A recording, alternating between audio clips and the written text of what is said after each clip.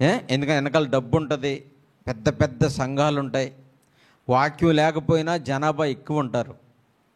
వాళ్ళకి ఇలాగ కొమ్ము కాసేవాళ్ళు ఉంటారు కనుక నోటుకు వచ్చిందల్లా మాట్లాడి గొడవలు తెచ్చుకుంటూ ఉంటారు. మీరు చూసే ఉంటారు, ఓ పాస్టర్ గారు మల్లెపూలు పెట్టుకుంటే విమర్శించాడు. మల్లెపూలు పెట్టుకుంటే విమర్శించాడు. మరి ఆ పాస్టర్ గారు చర్చి పక్కన ఎక్కడో మల్లెపూలు అమ్ముతుంటే, ఇక్కడ అమ్మకాయ మా చర్చికి వచ్చేవాళ్ళు ఎవరో కొనుక్కోరు, బయట బజార్ వాళ్ళు కొనుక్కుంటారు అన్నాడంట. తప్పు కదా, పూలు పెట్టుకున్న వాళ్ళు బజార్ వాళ్ళ బుద్ధి ఉందానికి. అలాంటి దుర్మార్గుల వల్ల మంచోళ్ళకి కూడా మాటలు వస్తూ ఉంటాయి. పువ్వులు దేవుడు పెంచాడు, నిజంగా మీరు పెట్టుకుంటాకి ఇచ్చాడు. ఆడపిల్లలకి పువ్వులు అందం కదా, చక్కగా ఉంటుంది. మగవాళ్ళు పెట్టుకుంటే బాగోదు, పువ్వులు చెవిలో పెట్టుకుంటారు అందుకే కదా. దేవుని బిడ్డలారా, ఇలా మనం ఆలోచిస్తే నోటుకొచ్చిందల్లా మాట్లాడి క్రీస్తు నామానికి అవమానం తెచ్చే దుర్మార్గులు చాలామంది ఉన్నారు. వాళ్ళని చూసి జాలిపడం అవసరం లేదు. అంతే, నోరు అదుపులో పెట్టుకుని చక్కగా మాట్లాడాలి. ఎందుకంటే మన దేశం క్రిస్టియన్స్ ఉన్న దేశం కాదు ఇది, అలాగే ఇస్లాం దేశం కాదు ఇది. భిన్నమైన మతాలు కలిగి ఉన్నటువంటి చక్కని సంస్కృతి కలిగినటువంటి దేశం మనది. ఎవరి పని వాళ్ళు చేసుకోవాలి, ఎవరి ప్రకటనలు వాళ్ళు చెప్పుకోవాలి, జాగ్రత్తగా ఉండాలి. కాబట్టి ప్రభునందు ప్రియమైన దేవుని బిడ్డలారా, క్రీస్తుని నమ్ముకున్న వాళ్ళకి మరి బయట నుంచి ఆదరణ ఉండదు, బయట నుంచి మెప్పు ఉండదు, బయట నుంచి సుఖం ఉండదు. అన్నీ ఎక్కువగానే శ్రమలు కష్టాలు ఉంటాయి. అందుచేత ఇంతవరకు అంటే ఆదివారం వచ్చే వరకు ఇందాక చెప్పాను కదా, ఎవరి కుటుంబం వాళ్ళకే ఉంటుంది. కానీ ఆదివారం అందరూ కుటుంబంగా కూడుకుంటాం, ఎవరిల్లు వాళ్ళకే ఉంటుంది. సండే అనగానే అందరిది ఒక హౌసు. ఇది చర్చ్ అంటే ఒక ఇల్లులాగా మనందరం ఆప్యాయతలు, అనురాగాలు, ప్రేమలు పొందకుండా ఉండాలి. మీకు ఒక విషయం తెలుసా, చక్కని యేసు ప్రభు వారు చెప్పిన మాటలు చాలా నిగూఢమైనటువంటి వాక్యాలండి అవి, చాలా గొప్ప సంగతులు. ఒక మంచి వార్త చూద్దాం. మత్తయి సువార్త 5వ అధ్యాయము. ఎన్నోసార్లు చదువుకున్న వాక్యాలని చదివేశాను కదా అని దాటిపోకండి, అక్కడ మరలా మీరు ఆలోచించండి. చాలా అద్భుతమైన విషయాలు మనకు తెలుస్తూ ఉంటాయి. మత్తయి సువార్త 5వ అధ్యాయంలో 5వ అధ్యాయము 8-9 వచనాలు చదువుదాం. హృదయ శుద్ధి కలిగిన వారు ధన్యులు, వారు దేవునిని చూచెదరు. సమాధానపరుచువారు ధన్యులు, వారు దేవుని కుమారులు అనబడుదురు అన్నక్కడ ఆగాలి. అద్భుతమైన సందర్భాన్ని ఈ వాక్యంలో కూడా మనం చూద్దాం. ఇక్కడ ఒక మంచి మాట ఏంటంటే, సమాధానపరుచువారు ధన్యులు. సమాధానపరచడం అంటే ఏంటమ్మా? సమాజానికి అంటే మనుషులకి, అందరికీ, క్రైస్తవ బిడ్డలకు కూడా ఏమ్మా గొడవలు పెట్టడం అంటే ఇష్టం. అదొక తత్వం. అది ఇద్దరు నిడదీసేయాలంటే ఇష్టం, ఇద్దరి మధ్య గొడవ పుట్టించాలంటే ఇష్టం. ఎవరైనా సరే మనిషి అన్న వాళ్ళకి ఉన్నటువంటి ఇష్టాల్లో ఇది ఒకటి. ఇద్దరు కలిసి ఉంటే ఇష్టం ఉండదు, ఇద్దరు ప్రేమగా ఉంటే ఇష్టం ఉండదు. మ్యాక్సిమం ఎడదీసేత్తకే చూస్తారు అండి. మరి దేవుణ్ణి తెలుసుకుని వాక్యాన్ని వింటూ యథార్థంగా బ్రతకాలనుకుని ముందుకొచ్చిన మనం ఏమండి ఇలాంటి వాటిని చేయకుండా సమాధానపరచడం ప్రారంభించాలంట. సమాధానపరచడం అంటే అర్థం ఏంటి? దెబ్బలాడుకొని మాటలు లేకుండా గుడికి రావడం కాదు, వాక్యం వినేసి కానుకలు వేసేసి రొట్టె ద్రాక్షాసం తినేసి వెళ్ళిపోవడం కాదు. ప్రేమగా ఉండాలి. సమాధానం అంటే బయటోళ్ళకి తెలియకపోయినా దేవుని బిడ్డలుగా మనకు తెలియాలి. సమాధానపరుచువారు ధన్యులు అంటే చూడండి ఎంత ఏమండి, ఒకరినొకరు కలిపి గొడవల్ని కామ్ చేసి కక్షలు లేకుండా చూసేటువంటి వాళ్ళు ధన్యులంటండి. సమాధానపరుచువారు ధన్యులు. ఈ మాట మనం చదువుకోగానే మనం ఏం చేయాలంటే ఎప్పుడు కూడా ఇద్దరిని కలపడానికి చూడాలి. అర్థమైందమ్మా? ఇద్దరి మధ్య మాటలు మొదలవ్వాలి. కక్షతో ఉన్న వాళ్ళు ఇద్దరు కలవడానికి ప్రారంభించాలి. ఎందుకంటే ధన్యులు అని దేవుడు చెప్పాడండి. అది చెడ్డది కాదు. మనం ఏమనుకుంటాం, నాకెందుకులే అనుకుంటారు, నాకెందుకు వచ్చింది అంటారు. ఒకవేళ మధ్యలో వెళ్ళాలని అలాగే అంటారు. వాళ్ళు ఏమంటారు, నీకెందుకురా అంటారు. నీకెందుకురా అంటున్నారని మానేస్తారా? ఏమా, మానేస్తే మీరు ధన్యులు కాదు. నీకెందుకురా అని అంటున్నారని మీరు మానేశారనుకోండి, మీరు ధన్యులు కాదు. అర్థమైందా? సమాధాన పరిస్తేనే మీరు ధన్యులు. నాకెందుకులే అనుకుంటే ధన్యులం కాదు మనం. ఎందుకంటే బయటోళ్ళు అలా చేయలేరు. బయటోళ్ళు అయితే అగ్గిపొల్లడానికి చూస్తారు, కలపడానికి చూడరు కదా. ఎందుకంటే వీడి మాటలు వీడికి చెప్పి వీడి దగ్గర డబ్బు లాగేస్తారు, ఆడ మాటలు ఆడికి చెప్పి ఆడి దగ్గర డబ్బు లాగేస్తారు. ఆడున్నప్పుడు ఈయన తిడతారు, ఈడు ఉన్నప్పుడు వాడిని తిడతారు. ఎందుకంటే ఇద్దరికి మధ్యలో లాభం పొందుకుంటాడు. చిన్నప్పుడు కథ చదువుకున్నాం కదా, ఏంటది, పిల్లులు రొట్టె కోసం దెబ్బలాడుకుని ఓ రొట్టె తెచ్చుకున్నాయంట. 2 పిల్లులు దీనికోసం దెబ్బలాడుకున్నాయంట. అప్పుడేమైంది, ఇలా కాదని కోతి దగ్గరికి పట్టుకెళ్ళిందంట. చిన్నప్పుడు కథలు కూడా నీతిగా ఉండేయండి, పాఠాలు ఇవి. కోతి దగ్గర పట్టుకెళ్ళిందంట. పట్టుకెళ్ళి ఏం చేసింది, కోతి ఇలా విరిచేసిందండి, ఇష్టసరిని విరిచేసింది. మనిషి ఏంటి బ్యాలెన్స్గా ఇవ్వడానికి, మనుషులేంటి కోతి ఇలాగా విరిచేస్తే యువతలది ఎక్కువను యువతలదే తక్కువ వచ్చిందంట. అప్పుడు ఇది ఒక పిల్లికి ఇచ్చి ఇది ఒక పిల్లికి ఇచ్చేసరికి దీనికి ఎక్కువ వెళ్ళిపోయింది కదా. అరే నీకు ఎక్కువ వెళ్ళిపోయిందని తీసుకుని ఈ ఎక్కువైపోయిన దాంట్లో చిన్న మొక్క తీసుకుని ఓటెట్టుకుందంట. చిన్న మొక్క అంటే పెద్ద మొక్కే తీసుకుంది. అప్పుడు ఇది తగ్గిపోయింది, ఇది పెరిగిపోయింది. అరే నీకు పెరిగిపోయిందని ఇందులో మొక్క తీసిందంట. ఇలాగ చేసేసరికి చివరికి దీనికి ఇంత దానికి అంత వచ్చిందంట. మొత్తం అంతా ఎవరికి వచ్చింది, కోతికి వచ్చిందనమాట. అలాగా దెబ్బలాడడానికి ఎవరి దగ్గరికి వెళ్ళకండి. రాజే కుదిరిచోళ్ళందరూ ఇలాగ ఉంటారు చాలామంది. కొంతమంది ఇదే పని మీద ఉంటారు. పొలం తగాదాలున్నా, స్థలం తగాదాలున్నా, కాపురాలు, భార్యాభర్తల గొడవలున్నా, కొంతమంది మూర్ఖులు ఇలాంటివి అందరినీ పాపం అమాయకుల్ని క్యాచ్ చేసుకుని లక్షలు గడించేస్తూ ఉంటారు. అందుకే చిన్న కోపం తగ్గించుకుంటే మీదో రూపాయి కూడా నష్టపోకుండా హాయిమంట కలిసి ఉంటారు. ఇది ఆలోచించరు. అదేంటండి, వెధ పౌరుషాలు తెచ్చేసుకుని పోలీస్ స్టేషన్కి వెళ్ళిపోయి ఏం చేస్తారు, కేసులు పెట్టేసుకుని డబ్బులను అవగొట్టేసుకుని ఆడ అలా కాళ్ళు అరజాపుకొని కూర్చుంటే మనం ఇలా కూర్చుంటాం పట్టుకుని.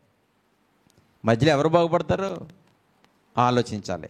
ఇవన్నీ తెలిసిన ప్రేమగల దేవుడు ఎంత అద్భుతంగా చెప్పాడో చూడండి. సమాధానపరచువారు ధన్యులు. ఒకటే, సమాధాన పరిస్థితి మనం ఏమవుతాం, ధన్యులం అవుతాం. ఎవరినైనా పరిచారా, ఎవరినైనా సమాధాన పరిచారమ్మా, అగ్గిపోలేశారా? చెప్పాలి మీరు, నేను చెప్పండి.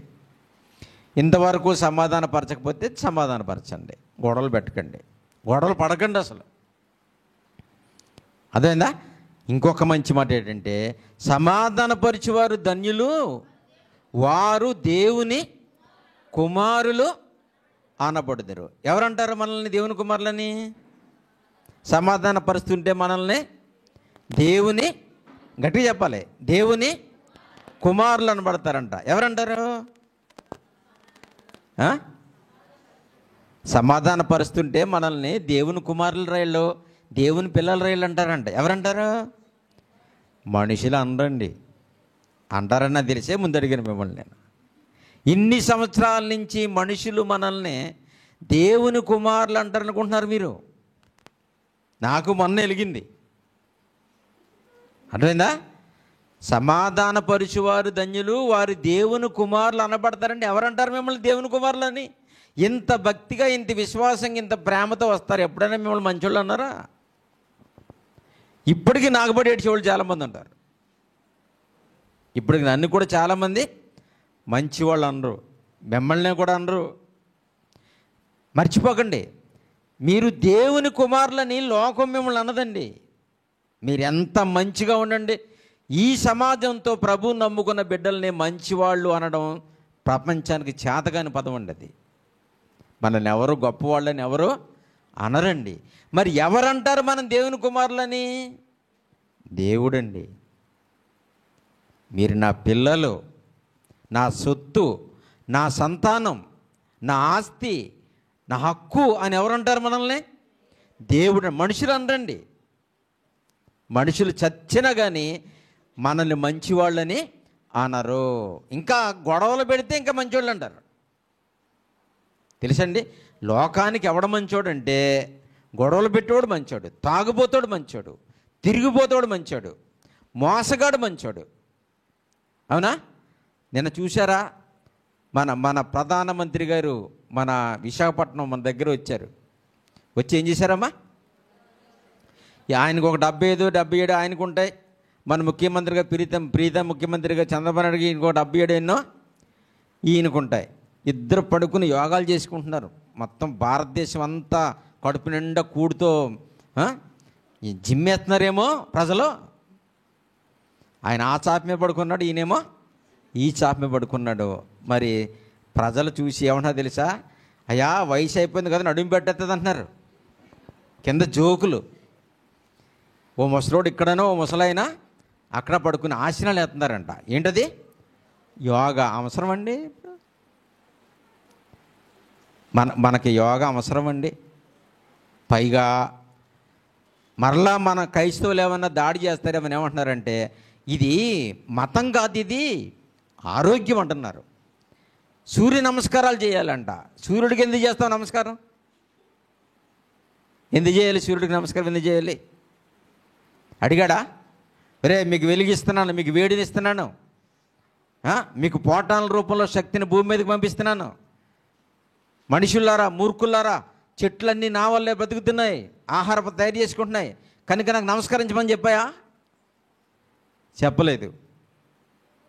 దేవుని బిడ్డలారా, ఏదో ఒక విధంగా మతాన్ని పులిమేయాలి, ఏదో ఒక రకంగా తీసుకొచ్చి మన మీద అలా పెట్టేయాలని ఎంతమంది కామెంట్ చేస్తున్నారో, కింద తిడుతున్నారు. ఆంధ్ర రాష్ట్రం ఎలా ఉంది? అప్పుల్లో ఉంది. పాపం అందరికీ మరి గౌరవ ముఖ్యమంత్రి గారు అందరికీ అమ్మఒడి ఏంటి అది, తల్లికి వందనం. మీకు అందిందా వందనం? వచ్చినాయమ్మా? అందుకే తల్లులందరూ వెలిగిపోతారు. కొంచెం ఆలస్యంగా వచ్చారు, డబ్బులు ఎక్క పెట్టాలి తెలకనుకుంటా. అవునా? వచ్చారు చక్కగాను. వచ్చినాయమ్మా? అందరికి వచ్చినాయా? పోలేమ్మా. కనుక అన్ని డబ్బులు చాలామందికి వేశారండి. పాపం ఎంతో కష్టపడి ప్రభుత్వాలు కూడా మనకు మేలే చేస్తున్నాయి, కీడేం చేయట్లేదు. కానీ మరి కొన్ని కార్యక్రమాల వల్ల ఆ డబ్బులు నిజంగా మన రాష్ట్రంలో ఆరోగ్యశ్రీ లేదు. ఆ డబ్బులు ఆ బిడ్డలకి ఇస్తే ఎంతోమంది హాస్పిటల్కి వెళ్ళలేక చావు బ్రతుకుల మధ్య ఉన్నారు. గౌరవ పెద్దలకి మంచి సలహాలు ఇచ్చేవాళ్ళు ఉంటే మన దేశానికి మించిన దేశం ఉండదండి. చాలా గొప్పది మన దేశం. మన దేశంలో అధికారులకు కానీ పెద్దలకు కానీ అందరికీ ప్రేమ ఎక్కువ. చాలాసార్లు చెప్పాను మీకు నేను. కాబట్టి ప్రభునందు ప్రియమైన దేవుని బిడ్డలారా, మీరెంత గొంతు చించుకున్నా, మీరెంత మంచి చేసినా, మిమ్మల్ని దేవుని కుమారులు అనేవాడు దేవుడే తప్ప మనుషులు ఎవరు అనరు. అందుకని ఈ వాక్యం చూసుకుని నన్ను ప్రజలందరూ మెచ్చుకుంటారనుకోకండి. మిమ్మల్ని ఎప్పుడు కూడా మీరు దేవుని కుమారులు అనరు. మరి ఎవరంటారు? ఎప్పుడు అంటాడు? మీరు ఇద్దరిని కలపడానికి ప్రయత్నం చేస్తుంటే, ఏమండి, మీ మనసుని మీరు లోపరుచుకుని దేవుడి కోసం బ్రతుకుతుంటే, మనల్ని చూసిన దేవుడు పరలోకం నుంచి మనల్ని చూస్తూ దేవుని పిల్లలు రా అంటాడంట. నా పిల్లలేళ్ళు అంటాడంట. అవునా? మరి లోకం అంటది అనుకుంటారా మనల్ని? మనల్ని అలాగ అనరండి. వింటారా? మనల్ని ఎవరు కూడా దేవుని పిల్లలని ఒప్పుకోరు. మీరు ఎంత మంచిగా ఉండండి, ఈ సమాజంతో మనం దేవుని పిల్లలు అనిపించుకోవడం చాలా కష్టం అండి, చాలా కష్టం అండి.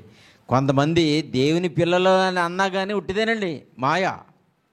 నోటంట మాత్రం బంగారు లాంటి వాక్యాలు వస్తాయి, కానీ హృదయం నుంచి ప్రేమ అనేది పుట్టుక రాదు. ఎందుకంటే యేసుప్రభు గారినే గణపరచలేని ప్రపంచం మనల్ని గణపరుస్తారు. యోహాను సువార్త చూడండి ఒకసారి.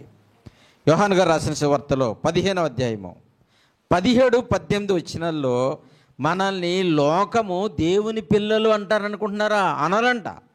యోహాను సువార్త 15వ అధ్యాయము 17-18 వచనాల్లో ఏముందో చూద్దాం. మీరు ఒకరినొకడు ప్రేమించవలనని. ఇదేంటి, మీరు ఒకరినొకడు ప్రేమించుకోవాలని అర్థం ఏంటంటే బయటోడు మిమ్మల్ని ప్రేమించడం, మీకు మీరే ప్రేమించుకోవాలి. అర్థమైందమ్మా? అర్థమైందా? మిమ్మల్ని బయట వాళ్ళు ఎవరు పొగడరు, మిమ్మల్ని బయట వాళ్ళు ఎవరు ప్రేమించరు, మిమ్మల్ని బయట వాళ్ళు ఎవరు శబాష్ అనరు, మిమ్మల్ని బయట వాళ్ళు మంచివాళ్ళు అనరు.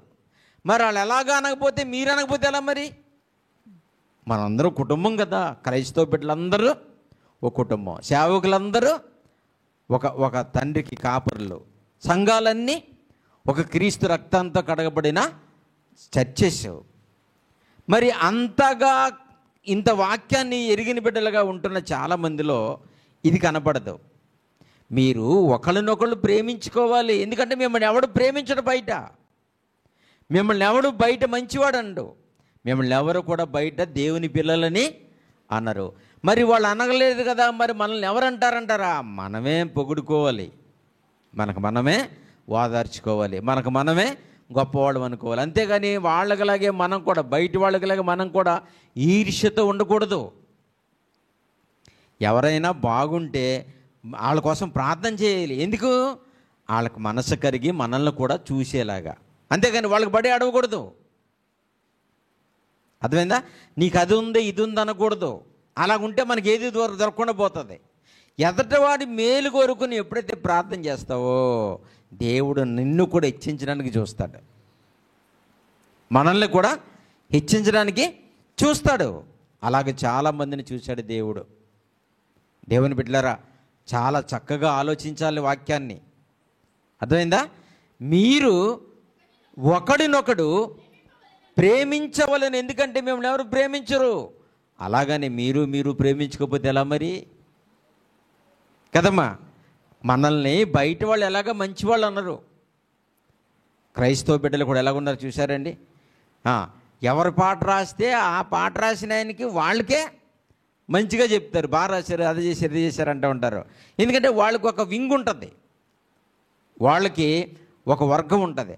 ఆ వర్గంలో ఈయన తుమ్మితేనే వాళ్ళు తుమ్ముతారు, ఈయన దగ్గితేనే వాళ్ళు దగ్గుతారు, ఈయన రాస్తేనే వాళ్ళు పొగుడుతారు. అంతేకాని వేరేవాడు వేరే సేవకుడు ఏదైనా మంచి చేస్తే పొరపాటున అతని గురించి ప్రకటన చెప్పరు. అలాగుండేది బయట వాళ్ళు కాదు పిల్లరా, మన వాళ్ళే. క్రిస్టియన్స్లోనే ఈ స్వార్థం ఉంటుంది కాదు దేవుని బిడ్డలారా. అలా చూస్తున్నాం మనం. ఏమైపోయింది? ఒక మాట మంచివాడంటే ఏమైపోతుంది చూసారా? ఎందుకంటే మన జీవితంలో మనం అనుభవించే కష్టాలు, మనకున్న నిందలు చాలా కష్టం ఇది కదా. మనసును చంపుకుని లోకంలోనికి వెళ్ళకుండా దేవుళ్ళు కట్టబడిన వాళ్ళుగా బ్రతుకుతున్నాం. స్వేచ్ఛ లేదు, మనకి స్వాతంత్రం లేనట్టుగా ఉంది. లోకములో అందరూ ఉన్నట్టుగా మనకు ఉంటా కుదరదు.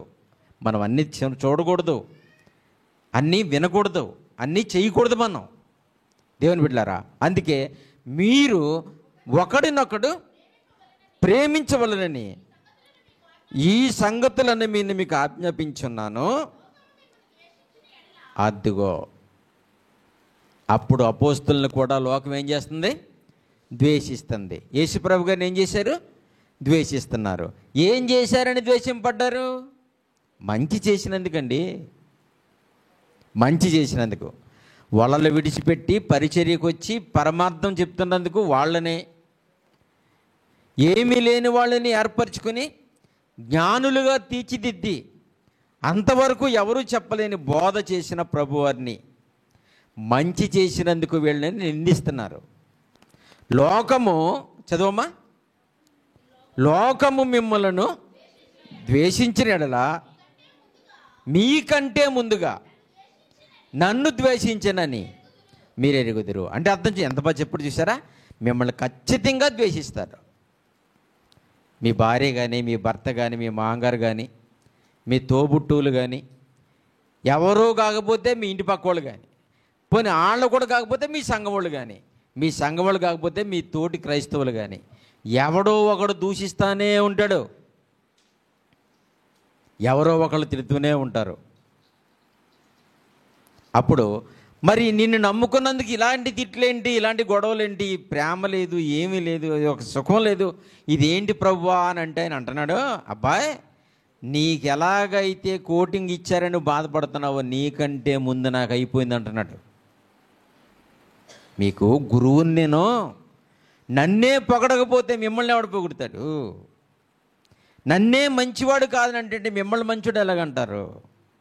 నాకే సుఖం లేకపోతే మీకు ఎలాగుంటుంది నాయన అంటున్నాడు.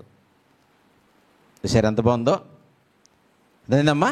అంటే సంఘము, సంఘ కట్టుబాట్లు, సంఘ బిడ్డలు ఒకళ్ళకొకళ్ళు ఎంత ఆప్యాయతగా ఉంటేనే తప్ప ఈ జీవితాన్ని ముందుకు తీసుకువెళ్ళలేం ప్రియులారా. ఎందుకంటే ఇది మామూలుది కాదు, ఇది చాలా కష్టంతో కూడుకున్నది. క్రైస్తవ జీవితం అంటే ఆట కాదు ఇది. క్రైస్తవ జీవితం అంటే సింపుల్ కాదు ఇది. ఉన్నతమైన లోకానికి వెళ్ళటానికి ఒక మంచి పద్ధతిలోకి ప్రవేశించాం, కష్టమే, అయినా కానీ చాలా మంచిది ఇది. అందుకే మిమ్మల్ని నిందిస్తున్నారా, మిమ్మల్ని తిడుతున్నారా, మిమ్మల్ని దూషిస్తున్నారా, అయితే మీకంటే ముందు నన్ను దూషించారు అంటున్నాడు. మరి ఆయన్నే దూషిస్తే నిన్నెలా పొగుడుతారు? మనల్ని ఎవరు పొగుడుతారు? చూసారా? అంటే యేసుప్రభు గారు మాటలు ఎంత బాగా ఓదారుస్తున్నాడో చూసారా? అంటే మనం కలిసి ఉండాలని, మనం ప్రేమించుకోవాలని, మనం సంతోషంగా ఉండాలని కదా. మనం కొన్ని కార్యక్రమాలు చేస్తే లోకం మిమ్మల్ని మెచ్చుకోకపోయినా దేవుడు మనల్ని పొగుడుతాడని చెప్పాను కదా. సమాధానపరిచేవారు ధన్యులు, వారు దేవుని కుమారులు అనబడతారు. ఎవరంటారు మనల్ని దేవుడి కుమారులని? దేవుడే అంటాడు. ఆయన అంటే వద్దని అంటారా? ఆయన అన్నాడంటే చాలా గొప్ప సంగతి. సాధారణంగా ఎవరినో కానీ అలా పిలవడు ఆయన. ఏమండి, వీళ్ళు పిలిచారా ఇప్పుడే మంచోళ్ళు అంటారు, ఇప్పుడే చెడ్డోడు అంటారు. మనుషులు నమ్మకస్తులు కాదు. కాబట్టి మీలో ఒకడినొకడు ప్రేమించుకోవాలని ఈ మాట మీకు చెప్తున్నాను. లోకము మిమ్ములను ద్వేషించినట్లా మీకంటే ముందుగానే నన్ను దూషించారని. మీకంటే ముందే నన్ను ద్వేషించారు. నన్ను ద్వేషించిన వాళ్ళు మిమ్మల్ని ఎలా పొగుడుతారు? నన్ను కష్టపెట్టిన వాళ్ళు మిమ్మల్ని ఎలా సుఖపెడతారు? సంగమా, దేవుని బిడ్డలారా, ఇలాంటి వాక్యాలు మన ఓదార్పు కొరకు దేవుడు ముందుగానే మన కొరకు రాయించాడు. అర్థమైందండి? నాకేమీ ఘనత రావట్లేదు అనుకోకండి. సొంత ఘనత కోసం ప్రపంచం అంటే చాలామంది సేవకులు రూటు తప్పిపోయారు. చాలామంది నేను చూశాను. ఏంటంటే ముందే చక్కగా మంచి వాక్యం చెప్తారు. ఏమని చెప్తారు? యెహోవా దేవుడు త్రిత్వం లేదు. చాలా సంవత్సరాల నుంచి మన వాళ్ళు త్రిత్వం లేదు, యెహోవా దేవుడు వేరు, యేసుప్రభు వేరు, పరిశుద్ధాత్మని వేరు అని చెప్పిన వాళ్ళు ఇప్పుడు మళ్ళీ ఏమంటున్నారు తెలుసా అండి? ముగ్గురు ఒకటేనంట. యెహోవా దేవుడే యేసుప్రభు, యేసుప్రభువే పరిశుద్ధాత్ముడు, ఒక్కడే ముగ్గురుగా నటిస్తున్నాడంట. ఇది మీకు అర్థం కాదంటున్నారు. వాళ్ళకి అర్థం కాలేదు. వాళ్ళకి అర్థం కాకుండా మళ్ళీ ఏమంటున్నారంటే ఇది మీకు అర్థం కాదు అంటున్నారు. ఎంత పిచ్చ చూసారా? ఫస్ట్లో బాగానే ఉంటారు మనోళ్ళు, ఫస్ట్లో బాగానే ఉంటారు. మరి ఇలాంటి వాళ్ళతో వాక్యం చెప్పించే వాళ్ళకి ఏమైనా బుద్ధి ఉంటుందా? పోనీ సమాజాన్ని డిస్టర్బ్ చేయడమే కదా. ఇప్పుడు నాకు ఏదో పేరు ఉందని మంచి పాటలు రాస్తానని నన్ను తీసుకెళ్ళి నాతో అబద్ధాలు చెప్పిస్తే మరి ఏమైపోతారు సమాజం? దేవుని బిడ్డలారా, అందుకనే ఆలోచించాలి. తర్వాత స్వస్థతలు లేవు, భాషలు లేవు, ప్రవచనాలు లేవు అని ఎరగదీసేసాం ఫస్ట్లో. ఇప్పుడు మన వాళ్ళు అంటున్నారు, అంటే మనవాడు అంటే కొందరే, అందరు కాదండి. ఏమంటున్నారంటే అబ్బే స్వస్థతలు ఉన్నాయి, భాషలు ఉన్నాయి, ప్రవచనాలు ఉన్నాయి. అప్పుడు పూర్తిగా చదవలేదు బైబిల్, ఇప్పుడు మొత్తం పొలంలోకి పట్టిపోయి చదివాడంటే బైబిల్ అంటే ఎవడో. ఇప్పుడు వచ్చిందంటే బుద్ధడికి. ఫస్ట్ ఏమో మంచిగా చెప్పి ఇప్పుడు డబ్బుల కొరకు గడ్డి తినేటువంటి పశువులు ఇలా తయారై ఇలా చెప్తుంటే వాళ్ళని ఏమనాలి మరి? 30 వెండి నాణాలకి యేసుప్రభుని అమ్మేసుకున్న యోధాకి, ఈ లోకంలో సుఖంగా బ్రతకడానికి వాక్యాన్ని అమ్మేసుకుంటున్న వీళ్ళకి తేడా ఏంటి? సరి చేసుకోండి, ఎదురుదాడి దిగుతున్నారు మళ్ళీ మూర్ఖులు. వాక్యం ఓ సంవత్సరం ఒకలాగా ఉంటుంది. ఏంటి ఎప్పుడు ఒకలాగే ఉంటుంది. అంటే ఈ ప్రజలతో నిందలు పడలేక ఇలా చెప్తుంటే రూపాయి రాదండి. భాషలు ఉన్నాయి, స్వస్థతలు ఉన్నాయి, వరాలు ఉన్నాయంటే ఏమిస్తాయి? డబ్బులు వస్తాయండి. నా కళ్ళ ముందు మన చుట్టుపక్కల చిన్న చిన్న షోరూములు పెట్టుకుని నడిపేవాళ్ళు ఉన్నారండి, నాకు తెలుసు, పేరు చెప్పను, మనకు దగ్గర ఇలాగే. అంతేనండి. ఇలా చూశాడు, ఆ కుర్చీలు, ఆ బెంచీలు, లేకపోతే ఆ ప్లేట్లు, ఆ ప్లాస్టిక్ డూకులు అమ్ముకుంటే ఏమొస్తుంది? అందుకని ఏం చేశారంటే ఇవన్నీ బాగోలేవని సులభంగా డబ్బులు సంపాదించే పద్ధతి ఏంటంటే స్వస్థతశాల. ఏంటది? స్వస్థతశాల చేసుకుంటే ఇంటి నిండా డబ్బులే, ఎక్కడ చూసినా తలం వీళ్ళదే, ఏ ఇల్లు చూసినా వీళ్ళదే. రాజభవనాల్లో కట్టేశారు ప్రజలను మోసం చేసుకుని. అంటే అర్థం ఏంటి? నీతిగా నిజాయితీగా నిలబడి కష్టంతో వాక్యం చెప్తే రూపాయి రాదని తెలిసి యాగలేక లోకంలో భక్తిని అమ్మేసుకున్నటువంటి బడుద్దేలు చాలామంది ఉన్నారు. ఆలోచించాలి. దేవుని కొరకు కష్టపడండి అని వాక్యం చెప్తుంటే దేవుని వాక్యాన్ని సుఖం కొరకు అమ్మేసుకుంటామా? తప్పు కదా ప్రియులారా. దేవుడు వదిలిపెడతాడా? ఈ భవంతులు, ఈ స్థలాలు, ఈ పొలాలు, ఈ ఆస్తులు మనల్ని రక్షిస్తాయా? మనకు పరలోకాన్ని తీసుకొస్తాయండి? అసలు వాళ్ళు మాయలో నుంచి బయటికి రావాలి, సత్యం ఏదో తెలుసుకోవాలి చాలామంది. ఎందుకంటే యేసుప్రభు గారు చెప్తున్నారు, మీకు నిందలు వస్తే, మీకు బాధలు వస్తే, మీకు కష్టాలు వస్తే మీకంటే ముందు నాకు వచ్చాయని ఆయన అంటున్నాడు. నన్ను చూసుకోండి, నేనేమైనా సుఖపడితే మీరు సుఖపడతారు. ఈ ప్రజలు నాకు ఏమైనా దండలేసి ఊరేగిస్తే మిమ్మల్ని కూడా ఊరేగిస్తారు. కానీ నాకు లేని సుఖం మీకు ఎలాగొస్తుంది అంటున్నాడు. జనులు మిమ్మల్ని నిందించి హింసించి మీ మీద చెడ్డ మాటలు పలికినప్పుడల్లా మీరు ధన్యులు. చూసారు ఎంత బాగా చెప్పాడో? కాబట్టి ప్రభునందు ప్రియమైన దేవుని బిడ్డలారా, దేవుడు అందుకే ఇంత బాధ మన భుజం మీద ఉంది కనుక, ఇంత ఆవేదన క్రైస్తవ బిడ్డల మీద ఉంది కనుక దేవుడు మనల్ని పిల్లలు అని పిలుస్తున్నాడు. ఆయన మనల్ని దేవుని కుమారులు అంటున్నాడు. ఎందుకంటే లోకము అనకపోయి దేవుడు అనకపోతే మనం ఏమైపోతాం? అంతే కదండి. లోకము మనకి మెప్పు పొందకుండా దేవుడు కూడా మనల్ని పొగడకపోతే మానసిక రోగులమైపోతాం, బలహీనమైపోతాం. ఎందుకంటే మన మనసు చాలా బలహీనమైంది. మనం దేవుళ్ళం కాదు, మనం మట్టి శరీరంలో మగ్గిపోతున్న దేవుని పిల్లలం. అందుకనే లోకములో ఇలా ఉంది కనుక దేవుడు అంతటి వాడే మనల్ని పిల్లలు అని పిలిచి మన మనసుని శాంతపరుస్తున్నాడండి. ఎంత గొప్పడు చూసారా? సమాధానపరుచువారు ధన్యులు, వారు దేవుని కుమారులు అనబడతారు. మనల్ని ఎవరంటాడండి బయట దేవుని పిల్లలని అందరూ తిడుతుంటే? ఎవరంటారు? దేవుని బిడ్డలారా, అందుకే దేవుడిచ్చిన వాక్యం చాలా గొప్పది. యేసుప్రభు గారు వచ్చి చెప్పిన సువార్త అదే ప్రపంచానికి. యేసుప్రభు గారు భూమి మీదకి వచ్చి సువార్త చేశాడు అన్నారు కదా. ఏ సువార్త చేశాడో తెలుసా అండి? తెలుసా? యేసుప్రభు గారు సువార్త చేశాడు, సర్వలోకమునకు వెళ్ళి సర్వసృష్టికి సువార్తను ప్రకటించమని చెప్పాడు అన్నారు కదా. ఏటది? ఏం వెళ్ళి ప్రకటించాలి? ఆయన ఏం వచ్చి ప్రకటించాడు? యేసుప్రభు గారు ప్రకటించిన సువార్త ఏంటో తెలుసా? ఎఫెసీయులకు రాసిన పత్రిక చూడండి. ఏమండి? సువార్త అంటే కొరింథీ పత్రిక పట్టుకొచ్చి చెప్పారు ఇన్ని సంవత్సరాలు. అసలు ఆయన భూమి మీదకి వచ్చి చేసిన సువార్త ఏంటి? అసలు ఏంటది? ఈ ప్రపంచానికి సేవకులుగా, సువార్థికులుగా, దేవుని పిల్లలుగా, తమ్ముళ్ళుగా మనం చెప్పవలసింది ఏంటి? అసలు యేసుప్రభు గారు ఏ సువార్త చేశాడు, మనం ఏ సువార్త చేస్తున్నాం? మనం చెప్పేది ఏంటి? అసలు సువార్తకు అర్థం పూర్తిగా మార్చేసి పారేశారు కదా. దేవుని బిడ్డలారా, ఒకసారి మనసుని చంపుకోకండి, వెలిగించి చదివితే మీకు అర్థమవుతుంది.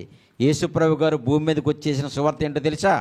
ఎఫెసీయులకు రాసిన పత్రిక 3వ అధ్యాయము 16-17 వచనాలు చూడండి. 16-17 వచనాలు. మీ అంతరంగ పురుషుని యందు శక్తి కలిగి ఆయన ఆత్మ వలన బలపరచబడినట్లుగాను క్రీస్తు మీ హృదయములలో విశ్వాసము ద్వారా నివసించినట్లుగాను తన మహిమ ఐశ్వర్యము చొప్పున మీకు దయచేయవలనని మీరు దేవుని సంపూర్ణత యందు ఎంతమ్మా? ఎఫెసీ పత్రిక 2వ అధ్యాయం, 2వ అధ్యాయంలో 16-17 వచనాలు. ఎఫెసీ పత్రిక 2వ అధ్యాయం 16-17 వచనాలు. తన శిలువ వలన ఆ ద్వేషమును సంహరించి దాని ద్వారా వీరిద్దరిని ఏక శరీరముగా చేసి దేవునితో సమాధానపరచవలని ఇలాగు చేసిన కనుక ఆయనయే మనకు సమాధానకారకుడై ఉన్నాడు. మరియు ఆయన వచ్చి, మర్చిపోకండి, ఆయన వచ్చి దూరస్తులైన మీకును సమీపస్తులైన వారికిని సమాధాన సువార్తను ప్రకటించెను. యేసుప్రభు గారు చేసిన సువార్త ఏంటమ్మా? సమాధాన సువార్త. అందుకే చెప్పాడు, సమాధానపరుచువారు ధన్యులు, వారు దేవుని కుమారులు అనబడతారు. సమాధానపరచడం కష్టం. పగతో రగిలిపోతున్న 2 హృదయాలను శాంతింప చేయడం కష్టం. కానీ అయినా సరే ఎవరైతే ట్రై చేస్తారో వాళ్ళు దేవుని పిల్లలు.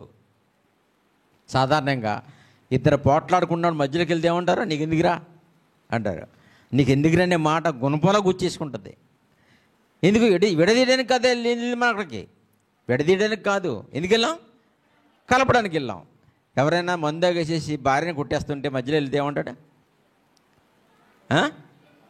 నీకు ఎందుకురా అంటాడు. ఇంకో మాట అంటాడు, నా పెళ్ళాన్నే స్టేజ్ మీద ప్రమాణం చేశాడా పాస్టర్ గారి చేత? పెళ్లి ప్రమాణంలో దగ్గర చేశాడండి. నా పెళ్ళాన్ని రేపు పొద్దున కొట్టుకుంటాను, తిట్టుకుంటాను, నువ్వు ఎవట అడుగుతాకని చెప్పాడా? లేదు. ప్రమాణాల్లో ఉన్నాళ్ళు అన్నీ పోతాయి, మధ్యలో లేని అని వచ్చేస్తాయి. పోట్లాడుకుంటే మధ్యలోకి వెళ్తే ఏమంటాడు? నా పెళ్ళాన్ని కొట్టుకుంటే నీకు ఎందుకురా అంటాడు కదా. మంచి చేయడానికి మధ్యలోకి వెళ్తే నీకు ఎందుకురా అంటే ఆ మాట ఎలాగుంటుంది? గుణపం పొడిచినట్టుగా ఉంటుంది. నాకు ఎందుకు అనుకోకూడదు. నువ్వు మనిషివా పశువురా అనాలి కదా. నన్ను తిట్టాడు కదా అని వచ్చేయకూడదు. సమాధానపరిచేవారు ధన్యులు, వారు దేవుని కుమారులు అనబడతారు. యేసుప్రభు కూడా భూమి మీదకి వచ్చి చేసిన ప్రత్యేకమైన సువార్త ఏంటంటే సమాధాన సువార్త. ప్రపంచాన్ని దేవునితో సమాధానపరిచాడు. తెలుసమ్మా, మనందరం అన్యులమే.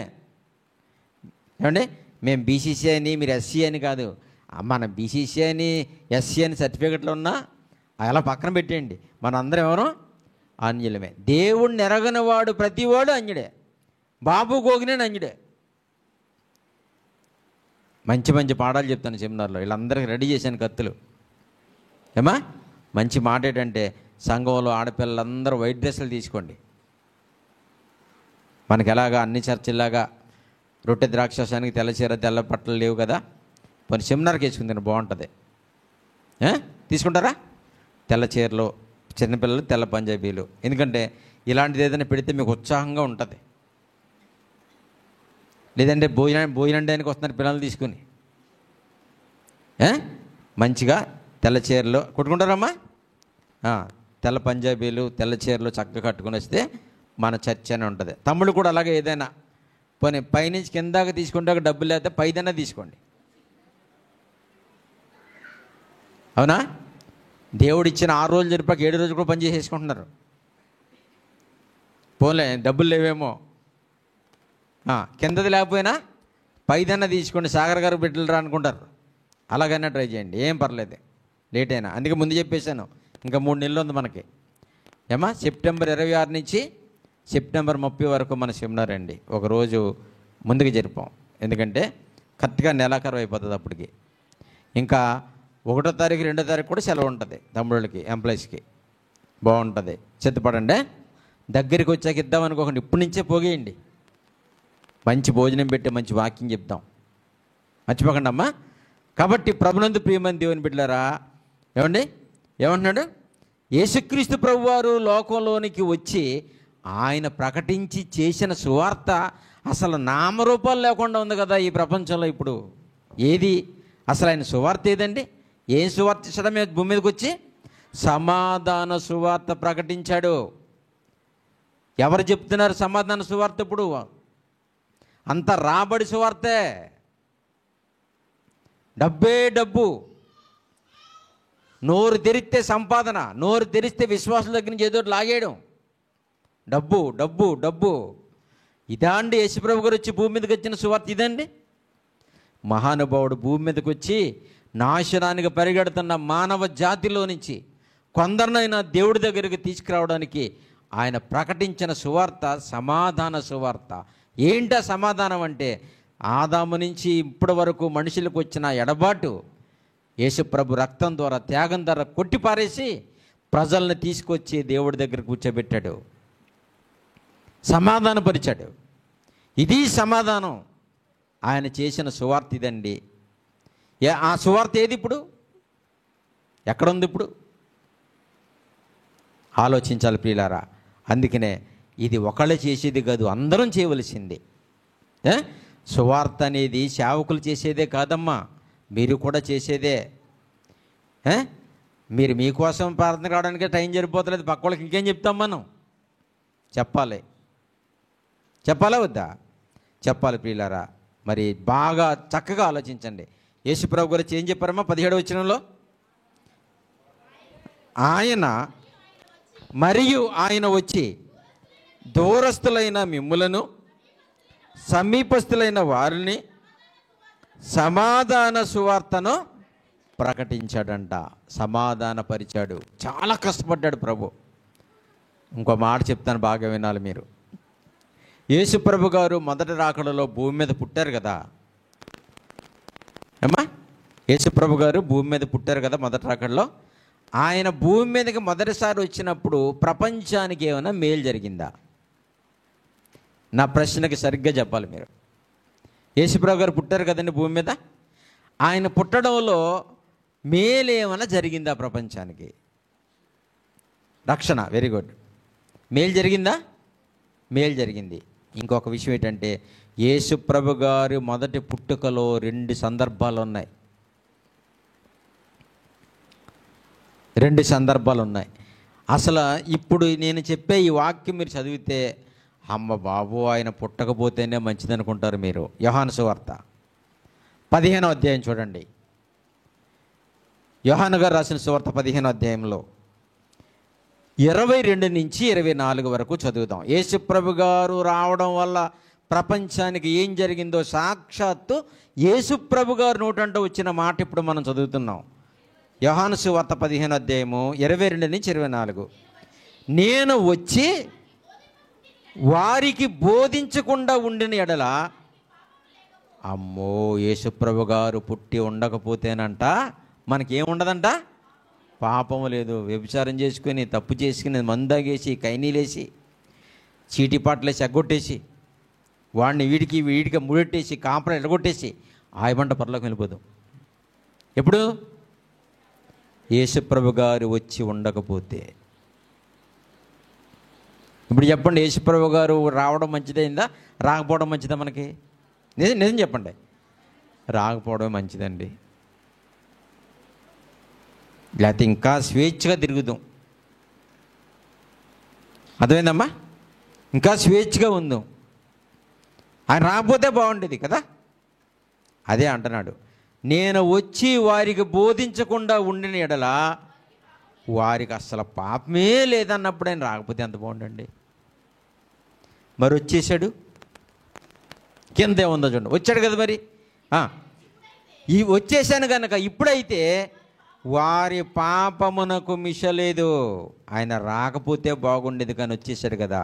ఇప్పటి నుంచి మన పప్పులు ఉడకో,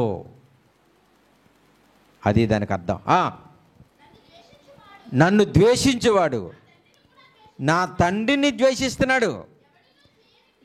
ఎవడునూ చెయ్యని క్రియలు నేను వారి మధ్య చేసినలా. అది ఎవరూ చెయ్యని పనులు నేను వాళ్ళ మధ్య నీటిని ద్రాక్షరసంగా మార్చాడు. చనిపోయిన వారిని బ్రతికించాడు. చాలా అద్భుతాలు చేశాడు.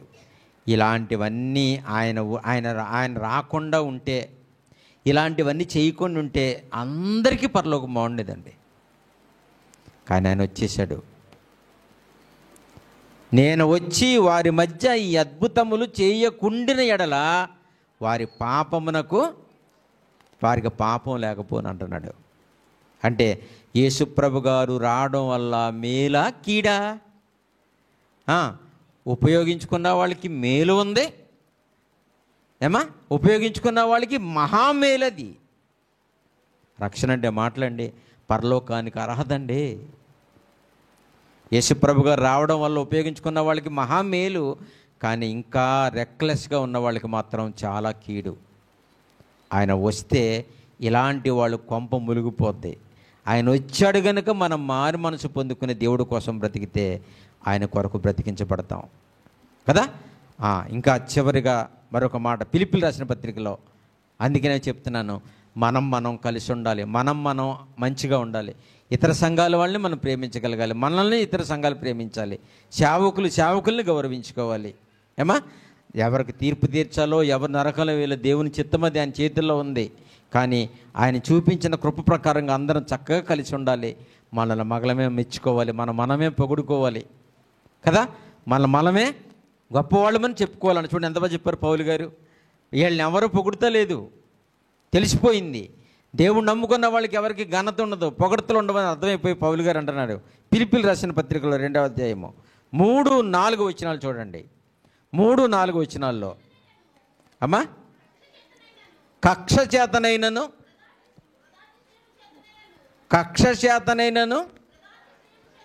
వృధాతిశయము చేతనైనను ఏమీ చేయక వినయమైన మనసు గలవారై ఒకనికొకడు, అదిగో ఒకనికొకడు ఒకనికంటే ఒకడు యోగ్యుడని ఎంచుకోవాలి. ఎందుకు? ఏమనుకోవాలంట? ఒకరికంటే ఒకరిని యోగ్యుడని ఎంచుకోవాలంట. మిమ్మల్ని ఎవరైనా సరే మన సంఘంలో లేదా బయట వాళ్ళు క్రైస్తవ బిడ్డలో, అమ్మా నువ్వు చాలా నీ మంచిగా దేవుడిచ్చిన ధనితమ్మా, నీ గాత్రం బాగుంటుంది అనగానే మనం ఏమవ్వాలి? ఇదేం చూసావు ఇంకా చూపిస్తాను అనకూడదు. ఏమనాలి? నీది కూడా బాగుంటుందమ్మా అనాలి. అదేనా? నీ హ్యాండ్ రైటింగ్ బాగుంటుందంటే మనం ఏమనాలి? నీకులాగా కొంగల పారినట్టు ఉండదు అనకూడదు. చాలామంది నోటీసులు చూస్తే అలాగే ఉంటుంది. ఇప్పుడు ఎలాగుంటాయి? రైటింగ్ బాగుంటుందా? ఒకవేళ మనకి ఎవరైనా చెప్పారనుకోండి, మీ రైటింగ్ బాగుంటుందంటే మీది కూడా బాగానే ఉంటుందమ్మా అనాలి. ఎందుకని? ఒకడికొకడు యోగ్యంగా ఎంచుకోవాలంటే అర్థమేంటి? మిమ్మల్ని ఎవడు పొగడ్డు. దీన్ని ఏమంటామంటే మన భాషలో, మన డబ్బా మనమే వాయించుకోవాలి. వార్తల్లో చూస్తే నాకు నవ్వు వచ్చే మాట ఒకటి కనపడిందండి మొన్న. ఏంటంటేనంట, స్వడబ్బా అంట. స్వడబ్బా అంటే ఏంటి? సొంత డబ్బా అన్నమాట. ఎవరి దగ్గర వాయించుకుంటాం టకమని. పరడబ్బా అంటే ఆ డబ్బా కూడా మనం వాయించడం అనమాట. స్వడబ్బా అంటే నా డబ్బా, పరడబ్బా అంటే ఎదటి డబ్బా కూడా వాయించాలంట. పరస్పర డబ్బా అంటే నీది వాయించుకోవాలి, వాడిది వాయించాలి, వాడు వాయించాలి, మనది వాయించాలి. ఇలా 3 డబ్బాలు ఉన్నాయంట మన వార్తల్లో చెప్తున్నట్టు. రాజకీయ నాయకులు పొగుడుకుంటుంటే స్వడబ్బా, పరడబ్బా, పరస్పర డబ్బా అంట. నాది వాయించాలి, మీది వాయించాలి, నాది మీది కూడా వాయించాలంట. అలాగా పౌలు గారు చెప్పే మాట ఏంటంటే, మీలో ఒకడికొకడు యోగ్యుడిగా ఎంచుకోండి. మేము ఎవరైనా మంచివాళ్ళు అంటే నువ్వు మంచిదనమ్మా అనాలి. అంతేకాని చూసావా తడాకా అనకూడదు. అర్థమైందండి? సంఘాలు నిలబడాలంటే, క్రైస్తవుల మధ్య ప్రేమ ఉండాలంటే, చక్కగా దేవుళ్ళు అభివృద్ధి చెందాలంటే ఇలాగ మీచవలసి ఉండాలండి, అండర్స్టాండింగ్ ఉండాలండి. ప్రేమ ఆప్యాయతలు పంచుకోవాలి. మనది కుటుంబం చెప్పాను కదా. ఆదివారం దాకా మీదో కుటుంబం, నాదో కుటుంబం. ఆదివారం నాడు మనందరిది ఒకటే కుటుంబం. మనల్ని మనమే పొగుడుకోవాలి. ఏమండి? మనకు మనమే ప్రార్థన చేసుకోవాలి, మనకు మనమే గొప్పవాడు అనుకోవాలి. మనల్ని దేవుడు తన పిల్లలుగా చూస్తున్నాడు. లోకం మనల్ని ఎవరు కూడా దేవుని కుమారులు అంటారా? అనరు. మరి ఎవరంటారు మనల్ని దేవుని కుమారులని? దేవుడు అంటాడు. ఆయన అంటే చాలు నాకు, బలా నమ్మకమైన దాసుడు ఆయన అంటే చాలు నాకు. లోకంలో ఒక మనిషి అందరికి ఇష్టం అవ్వడు. నీతిమంతుల్ని స్పెషల్గా లోకం పొగడదు. అందుకనే ఆప్యాయత, ప్రేమ, అనురాగాలు కలిగి సంఘంలో కలిసిమెలిసి ఉండాలి. ఏం పోతుంది? అదేనమ్మా, మీలో ఒకడికంటే ఒకడు యోగ్యుడిగా ఎంచుకోండి. ఆడికంటే నేను ఎక్కువ అనుకోకండి. ఎప్పుడు మేమందరం ఒకటే అనుకోవాలి. తెలుసండి, మేమందరం ఒకటే అనుకోవాలి. చాలామంది మరి ఈ మధ్యకాలంలో మనకు పాటలు వచ్చాయి, వన్నెస్. ఏం పేరు దాని పేరు? వన్నెస్ అంటే ఏకత్వం అనే టైటిల్ పెట్టి పాత పాటలన్నీ కలిసి పెద్ద క్యాసెట్ చేశారు. విన్నారా మీరు? పాత క్యాసెట్లు, పాత పాటలన్నీ కలిసి అందులో మన పెద్ద పెద్ద సేవకులందరూ కూడా కూర్చొని చక్కగా కోట్లు, బ్రిటిషర్స్ లాగా చక్కగా పెద్ద పెద్ద కోట్లు, పెద్ద పెద్ద డ్రెస్సులు, అబ్బా మేకప్లు, లిప్టిక్లు, ఆడళ్ళు, పాస్టమ్మ గారులంట చక్కగా వచ్చి దాంట్లో కూర్చుని పాడుతుంటే దానికి ఏం పేరిట్టారు? వన్నెస్ అంటే ఏకత్వం అంట. ఏంటమ్మా వన్నెస్ అని చూశాను. ఆ వన్నెస్లో ఉన్న పాస్టర్లు అందరూ కూడా కోటీశ్వరులు, పేదవాళ్ళు లేరు. సైకిల్ వేసుకుని సువార్త చేసే సేవకుడు అక్కడ లేడు. పెద్ద పెద్ద కార్లు ఉన్నవాళ్ళు, ఏమండి, పెద్ద పెద్ద బంగారాలు వేసుకున్న వాళ్ళు, మంచి మంచి సూట్లు వేసుకున్న వాళ్ళు, వీళ్ళందరూ కలిసి అదా ఏకత్వం అంటేని? అదండి వన్నెస్.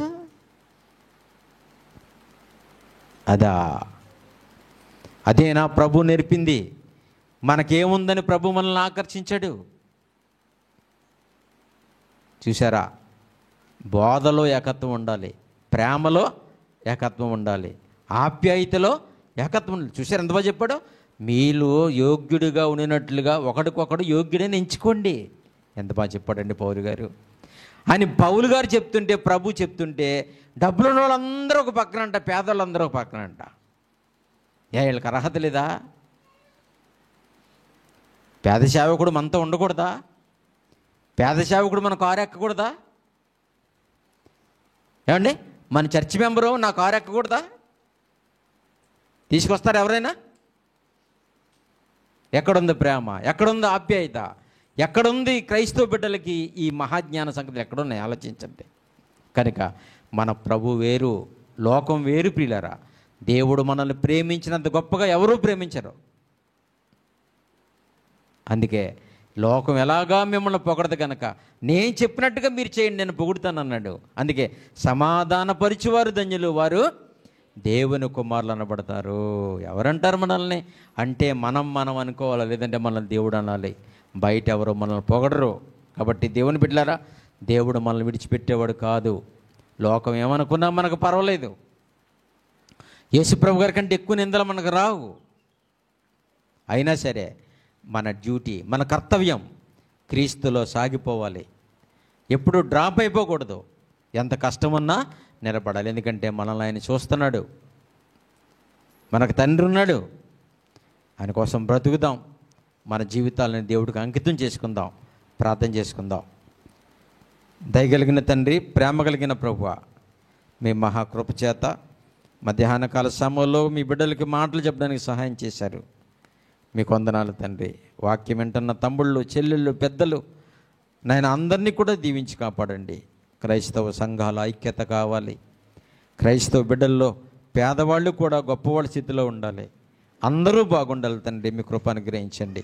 క్రీస్తు ప్రభు రాకడ కొరకు ఒక్క సంఘముగా అందరం కలిసి సిద్ధపడడానికి సహాయం చేయమని మీ బిడ్డల్ని, కార్యక్రమాన్ని చూస్తున్న తమ్ముళ్ళని, చెల్లందరినీ కూడా ఆశీర్వదించి దీవించి కాపాడండి. యేసుక్రీస్తు ప్రభు పేరట ప్రార్థించి అడిగి వేడుకొనిచున్నాము తండ్రి. ఆమేన్. అందరికీ వందనాలు.